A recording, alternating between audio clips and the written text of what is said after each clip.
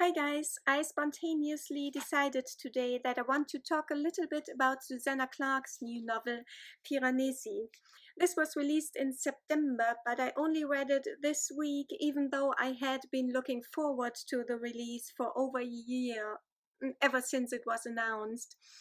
And I was excited for it because Susanna Clarke's first novel, Jonathan Strange and Mr Norrell, is one of my favorite books of all time. And yet, I wasn't over eager to pick up Piranesi because everything that I had heard about it, from the blurbs to the reviews and the whole marketing, or the lack of marketing really, behind this book, it all made it seem so nondescript.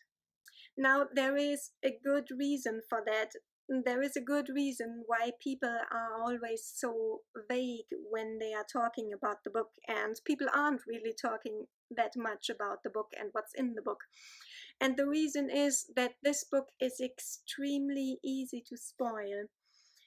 Even from the blurb, if you have read the blurb, I'm sure you've come to some conclusions, but the details are also extremely easy to spoil. So the less is said about the book, the better, and the less the reader has heard about it going in, the better. The downside of that is, of course, that you'll hear very little about the book that might pique your interest, if the name of the author isn't already enough. So that is why I want to say a few non-spoilery words about it, in the hopes that they might make you more eager to pick it up. The story is narrated in the form of journal entries from a few months in the life of the eponymous protagonist Piranesi, who is a man in his early 30s. Piranesi lives in a vast marble house that is filled with statues. Its lower floor is flooded by the nourishing tides of the sea. Its upper floor is like a stratosphere that is filled with clouds, and the middle floor Piranesi shares with the birds. And he is happy as a clam living in his house and going about his small daily tasks and cataloging projects. He makes inventories of everything that he sees and finds, and that the house gifts him with during his explorations of the endless halls. Piranesi absolutely loves the house, he venerates it even. The beauty of the house is immeasurable, its kindness infinite, he says. Yet, right from the beginning, from the first pages of his journal on, we, the reader, notice some rather worrying oddities and discrepancies in his journal entries. And right away, we begin to wonder if the situation is really all that benign.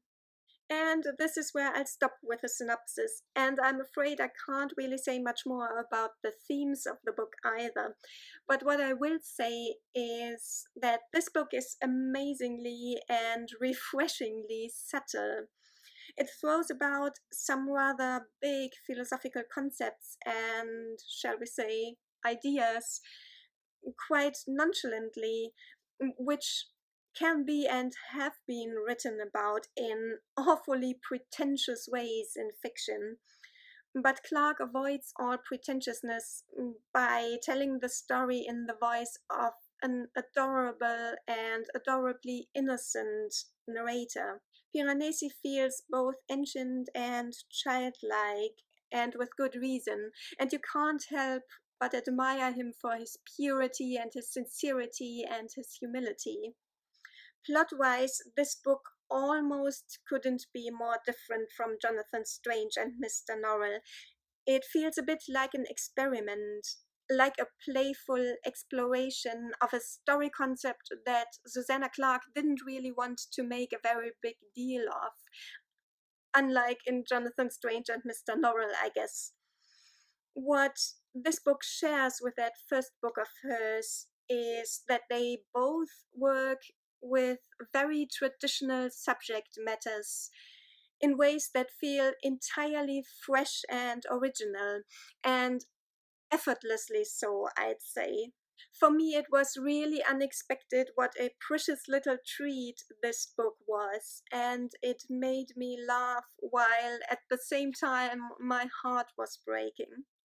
I think the prerequisite for enjoying this book is that you don't get cross at your books when they don't deliver what you think you ordered when you picked them up. Mm, but that you accept them for what they are and for what they want to do. But if that's you and if you can do that, then I'm sure you'll enjoy this as well. So I hope that this mini review has made you a little bit curious about Piranesi if you weren't curious already. And if you have read it already, I'd love it if you chatted to me about it in the comments. In any case, until next time, guys, take care. Bye.